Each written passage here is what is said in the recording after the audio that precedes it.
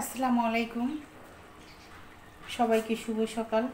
চলে আসছি রান্নাঘরের আর একটি রান্না বান্নার ভিডিও শেয়ার করব বলে। আর এই যে রান্না করছি কচু ছড়া দিয়ে ইলিশ মাছ, যেটা এই সিজনালি সবারই হয়তো পছন্দ আমাদের মতো। আর কচু ছড়া আর ইলিশ মাছের তরকারিটা কিন্তু আমার প্রায় কমপ্লিট হয়ে আসছে। এখানে আমি করেছি ভেন্ডি ভাজি বা ঢেঁড়স ভাজি, যে যেটাই বলেন না কেন। আর সকালের জন্য এই যে ডিম ভাজি করেছিলাম, সঙ্গে ছিল পাতলা ডাউল আর ভেন্ডি ভাজি। এগুলা দিয়েই সকালের নাস্তা কমপ্লিট করে স্কুল কলেজ অফিস সবাই চলে গেছে। আরও যেটা রান্না হবে সেটা হচ্ছে এই যে সব কিছু একদম রেডি করে রেখেছি। কাসকি শুটকি দিয়ে হচ্ছে আলু দিয়ে চচ্চড়ি করব। এটা হচ্ছে মেদা বুড়ির খুবই প্রিয় একটি খাবার। কয়েকদিন ধরে এই মেদা বলছিল যে আম্মু আলু দিয়ে আমাকে একটু কাসকি শুটকি রান্না করে দেবে, তাই আজ মনে হলো যে রান্না করি। কারণ মেদা হচ্ছে কোনো মাছ খেতে চায় না, আর ইলিশ মাছটা রান্না করলে একদমই খেতে চায় না। এই যে এখানে আমি এখন দিয়ে দিব ভাজনা বাটা, যেটা সবাই জানেন পেঁয়াজ আর জিরা ভেজে রেখেছিলাম, সেটা এখন দিয়ে নেড়ে চেড়ে মাছের ঝোলটা কমপ্লিট করে নিব।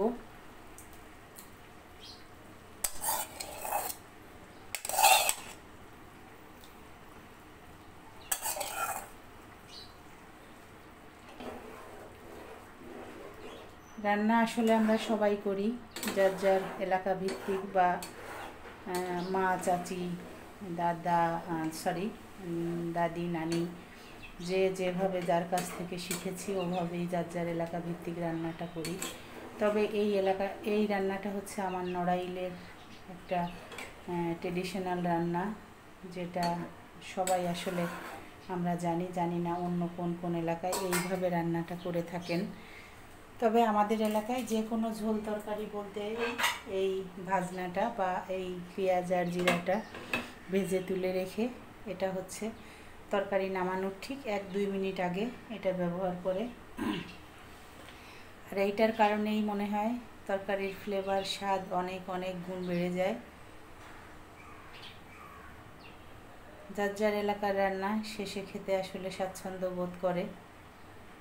কচু ছড়া আর ইলিশ মাছ কমপ্লিট হয়ে গেছে, এখন নামিয়ে দিব। বন্ধুরা, বাবু সোনা ঘুমাচ্ছে, আর বাবু এখন তো হাঁটা শিখেছে, আদো আদো কথা শিখেছে। আর যেহেতু ছেলে বাবু, আর বাচ্চারা বলতেই তো চঞ্চল হয়, বাবু জেগে গেলে বাবুকে নিয়ে রান্না করাটা অনেক কঠিন ব্যাপার হয়ে দাঁড়ায়। সে কখন কোনটা ধরবে কোনটা ফেলবে সেগুলা নিয়েই ব্যস্ত থাকে। আর আমার খুবই ভয় করে, আল্লাহ না করুক আসলে বাচ্চাকে ওভাবে ছেড়ে দিয়ে মানে রান্না করাটা কখন কোন ধরনের বিপদ হতে পারে। সবাই দোয়া করবেন, সবাই সবার জায়গা থেকে সবার বাচ্চাকে সাবধানে রাখতে হবে, কারণ সেটা ভাবলেও আসলে অনেক কষ্ট হয় বাচ্চার কোনো ভয়ঙ্কর কিছু। যাই হোক, এখন তরকারিটা নামিয়ে নিব। কাসকি শুটকিটাই যে আমার রান্না কমপ্লিট হয়ে গেছে। বন্ধুরা, কী দিয়ে রান্না করলাম, এখানে দিয়েছি আমি এই যে দেখেন সিমের বিচি, আলু আর হচ্ছে কয়েকটা কাঁঠাল বিচিও দিয়েছি। এই সব কিছু মিলিয়ে কাসকি শুটকিটা রান্না করলাম, বসানোটা আপনাদের সাথে শেয়ার করিনি। এখন হচ্ছে এটা কমপ্লিট হয়ে গেছে, এই যে দেখেন একদম নিচে তেল ছেড়ে দিয়েছে। এই পর্যায়ে আমি এখন নামিয়ে দিব। আর এভাবে কিন্তু কাসকি শুটকিটা আমার কাছে, কাঁঠালের বিচি তো আমার বরাবরই পছন্দের একটি খাবার, আর সিমের বিচিটাও ফ্রোজেন করা ছিল, তাই সিমের বিচিও দিয়ে দিলাম। এভাবে কাসকি শুটকি রান্না করলে কিন্তু খেতে অসাধারণ টেস্টি হয়। নামিয়ে দিব, সঙ্গে থাকেন, নিয়ে যাব টেবিলে, দেখিয়ে দেব ফাইনালি লুক।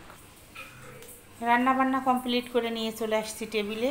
আর আরেকবারও পরিচয় করিয়ে দিই আজকের রান্নাবান্নার মেনুগুলো। এই যে হচ্ছে কাসকি শুটকি, যেটা হচ্ছে সিমের বিচি, কাঁঠাল বিচি, আলু সব কিছু মিলিয়ে এই রান্নাটা হয়েছে। ওখানে তো এই যে ঢেঁড়স বা ভেন্ডি ভাজি, এটা হচ্ছে কাঁঠাল কচুর ছড়া দিয়ে ইলিশ মাছ, আর এটা হচ্ছে গতকালকের তরকারি যেটা গরম করে নিয়েছি এখন। এই ছিল আমার আজকের দুপুরকার মেনু বন্ধুরা। ভিডিওটা যদি ভালো লাগে অবশ্যই লাইক, কমেন্ট, শেয়ার দিয়ে পাশে থাকবেন। যারা আমার ভিডিওগুলো দেখেন, ফলো এবং সাবস্ক্রাইব করেননি, তারা অবশ্যই আমার চ্যানেলটি সাবস্ক্রাইব করে দিবেন, ফলো দিয়ে পাশে থাকবেন। দেখা হবে নেক্সট অন্য কোনো ব্লগে। সুস্থ থাকেন, আল্লাহ হাফেজ।